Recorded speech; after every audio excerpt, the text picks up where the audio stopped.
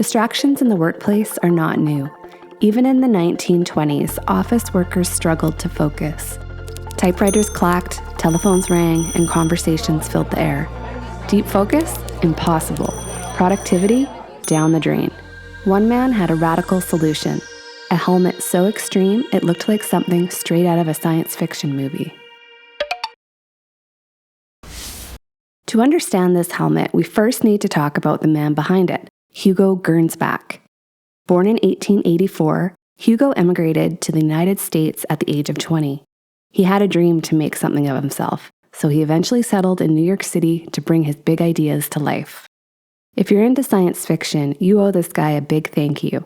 He was the man who practically invented the term science fiction. In fact, the Hugo Awards, the biggest prize in science fiction, was named after him.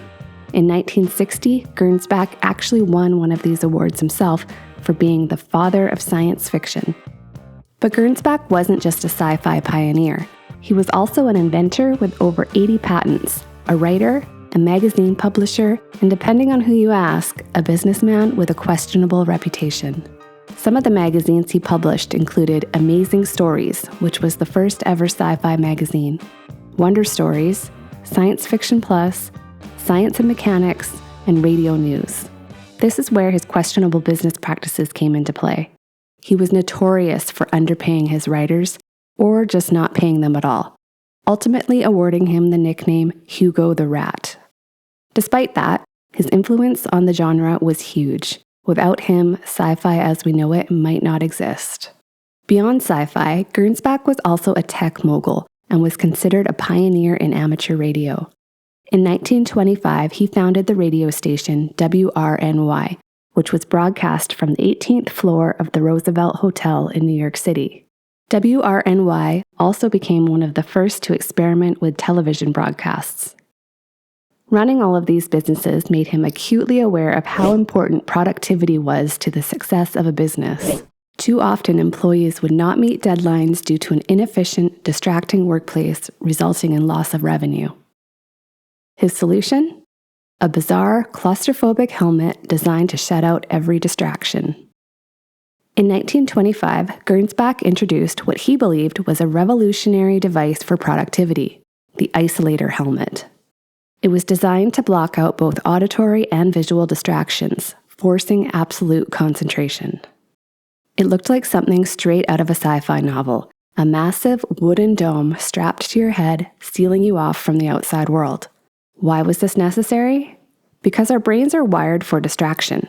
It's not just noise, even small visual cues, like shifting curtains or a coworker walking by, can break focus. This was once a survival mechanism, keeping early humans alert to predators, but in modern workplace, it's a productivity killer. To combat this, the Isolator had 2 small glass eye holes with narrow slits, restricting peripheral vision and creating a tunnel effect. The wearer could only see what was directly in front of them. But vision wasn't the only problem. Sound was another enemy. The original wooden design muffled sound, but Gernsback wasn't satisfied. He later redesigned the helmet, swapping wood for cork and felt, materials better at absorbing sound. He claimed this new version blocked 90 to 95% of external noise. If someone spoke next to you, you wouldn't hear them. If a phone rang, you wouldn't notice. But there was still one more problem. Users could only last about 15 minutes before getting drowsy. The helmet was so airtight that prolonged use left wearers drowsy due to lack of fresh air. Gernsback's solution? An oxygen tank. A tube fed fresh air directly into the helmet, keeping the wearer alert and focused for longer. Even with these improvements, the Isolator remained incredibly impractical. Not to mention, no one wanted to be seen wearing one. In the end, only 11 were ever made, and by 1926, the Isolator had vanished. But its influence? That stuck around. 100 years later, and we're still desperate to escape distractions. Noise-canceling headphones, sensory deprivation tanks, and even the Helmphone. Developed by a Ukrainian design firm, the Helmphone is basically the Isolator 2.0, blocking noise, stopping your voice from leaking out, even giving you space for your smartphone. But it's just a prototype, and like Gernsback's helmet, probably not the game changer we need. With countless focus and productivity devices on the market, One thing is clear: we still struggle to concentrate. In a world of endless notifications, autoplay videos, and infinite scrolling, deep focus feels impossible. So maybe Gernsback wasn't completely off base. Maybe he saw the problem of distraction before the rest of us did. So what do you think? Was the Isolator a ridiculous failure, or was it actually onto something? What's your solution to the growing problem? Let me know in the comments. Sometimes office distractions are the least of our worries. One workplace disaster was so deadly it changed history forever.